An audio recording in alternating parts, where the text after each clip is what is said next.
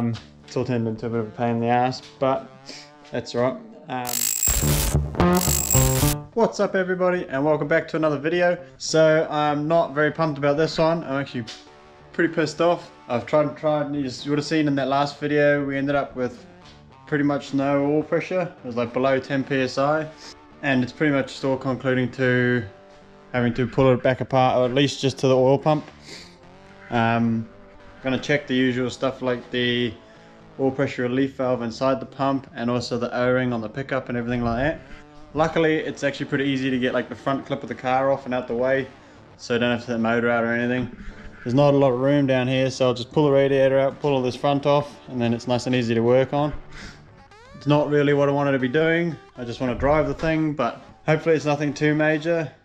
So we'll check the oil pump and everything, because I mean, I don't know genuinely how many Ks this motor's got or how many Ks that oil pump's got on it. Hopefully it's either just the relief valve or just the oil pump's gone. Fingers crossed there's nothing too major, so we'll set up a time lapse, get this front off, and then we'll dig into it.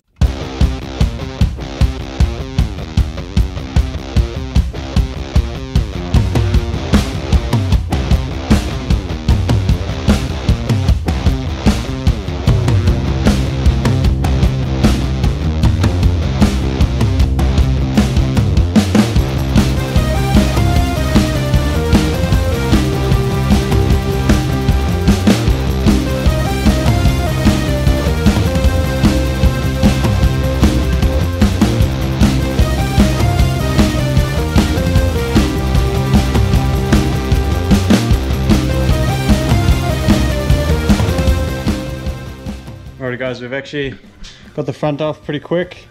This should be stripped enough. I'll leave that front valance and stuff on because it can be a bit of a prick to line up on the side there.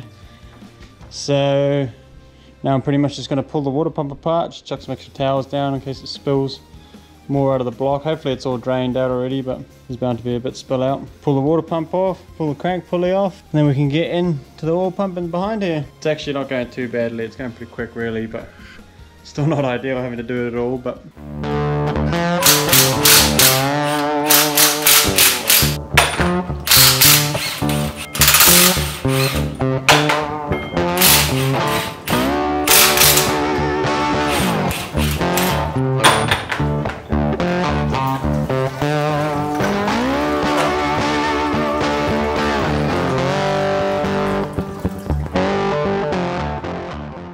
okay guys, so with the water pump pulled off, what I might just do is have a bit of a dry off, maybe get the air gun and the compressor, give all these galleries a bit of a blowout, just so once I get this all apart, I don't have coolant dripping down into the sump. Might even just give it a quick wipe down too, get any of the loose grime off it, and then we can start getting this crank pulley off and then pull the front plate off.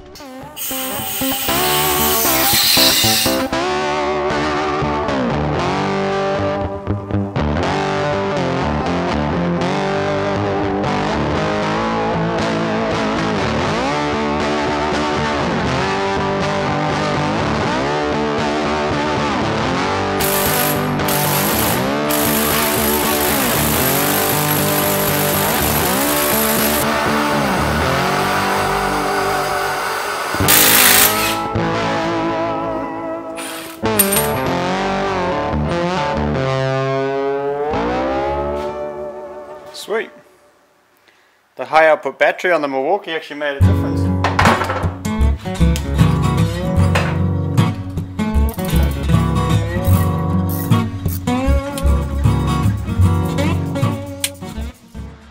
And just like that guys, now we've just got this front cover to take off, so there's a few bolts that go down into the sump.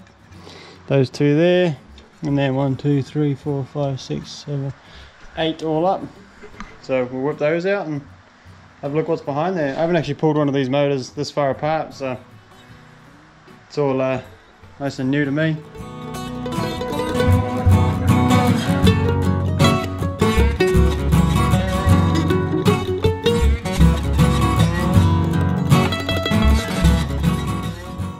Well, I don't know what it's supposed to look like, but that's what this one looks like. Doesn't look too bad. So I believe it's just those 4 bolts. Doop, doop. And the oil pump slides off. Oh, and the oil pickup.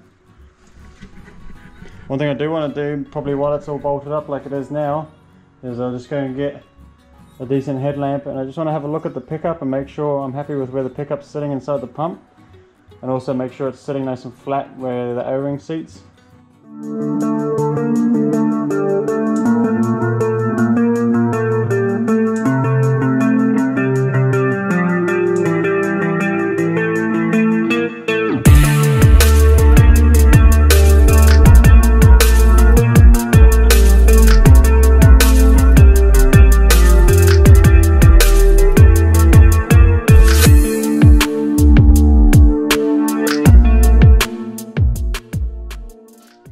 Alrighty guys, well, that escalated pretty quickly.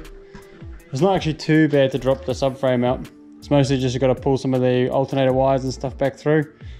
Other than that, it is only like 12 or 14 bolts or something by the time, like two, tops of the struts and the steering.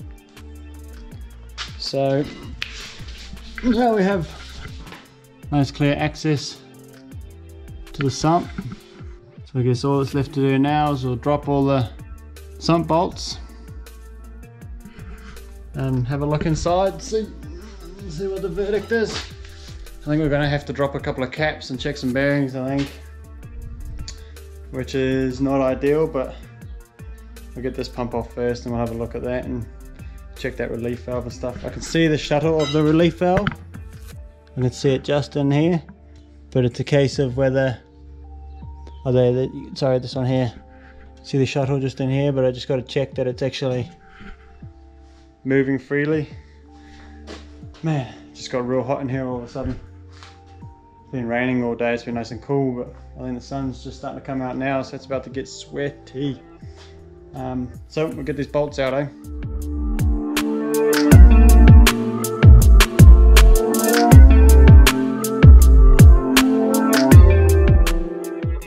Okay guys, so I finally wrestled the sump off and it's not looking too promising, to be honest. I'm not sure how much you'll be able to see because the actual sump plug only had like a little bit on it, but I was like, but I don't know if you guys can see. Let's see how close I can get you. Like there's a lot of chunky looking bits of metallic in the sump here.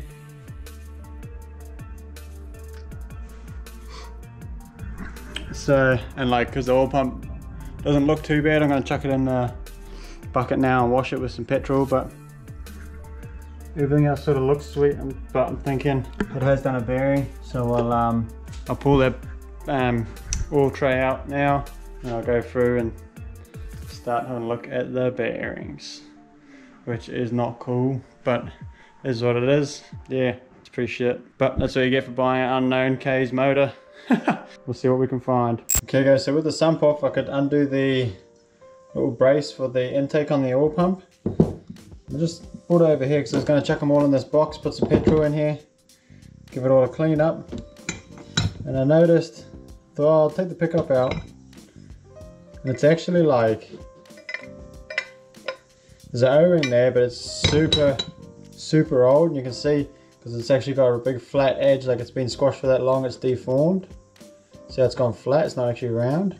It's supposed to, like, but judging by the rest of that, that's such a radius on the side that it's not a square seal, it is supposed to be an O-ring.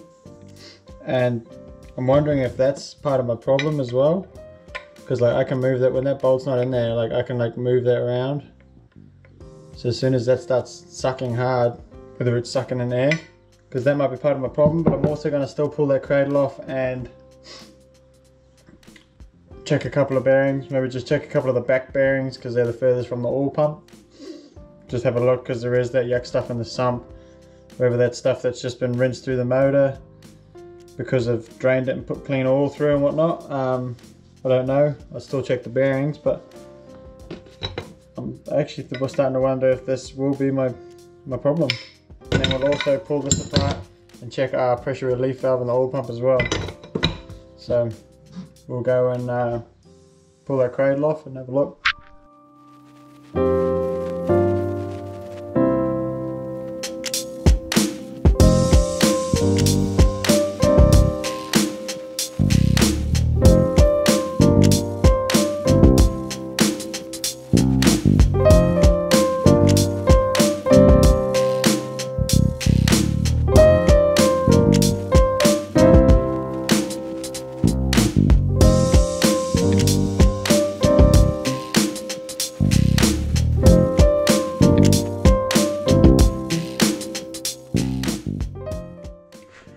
Okay guys, so I just dropped piston number 8's big end with the con rod, and it's not looking too flash. I don't know how much detail you can see. There's quite a bit of scoring in here. There's actually like a little chunk missing there. And you can also see they've obviously had a fair hiding. They've pretty much gone out of shape as soon as I took the tension off. You can see just because they've had such a beating down through here. So it's definitely looking like I have to throw a set of bearings in there, but at least it looks like it shouldn't be too tricky. Let's see if I can get hold of a set of standard size ACL race bearings. I'm just wondering if I want to drop one of the main caps, back one or second from the back main cap maybe. I probably should have from this far in. Well guys, I was thinking I'll pop the very rear mains cap off and have a look at that. But then I realized you can't actually, there's little tags on the rear main seal plate that stop you from removing the cap. You have to actually remove that plate before you can take that cap off. So that means, because I want to chuck a whole new set of bearings in it, I have to pull the motor and pull the gearbox off the motor to get to all the bolts to hold that seal plate on. So that's definitely even more a pain in the ass, and I've actually removed that from the car anyway, which is why I removed the subframe, because I was hoping to not have to remove that. But yeah, sure, why not? That'd be great. Yeah, I'd love that. It's all turned into a bit of a pain in the ass, but that's all right. So what I'm gonna do is I'm gonna call it for this video, because I'd say this one's gonna be quite long already. But I'm glad we've actually found things wrong like that O-ring, and that I've checked the bearings and that they are actually starting to pick up. So it's definitely worth doing what I'm doing for longevity, and can't go to track days and stuff at the moment anyway because of all the COVID stuff. So may as well get this motor as reliable as we can. So we're going to call it for this video, and in the next video we'll get this motor out, flipped over, and get some bearings ordered, get them back in and try and keep the momentum going on the rebuild of it. Hopefully I don't have to do anything up top, but literally hopefully just want to chuck some bearings in it, maybe chuck a new pump in it, and then away we go. So cheers for watching this video guys. Hope you enjoyed it. It's quite long-winded sort of content, but we'll catch you in the next one.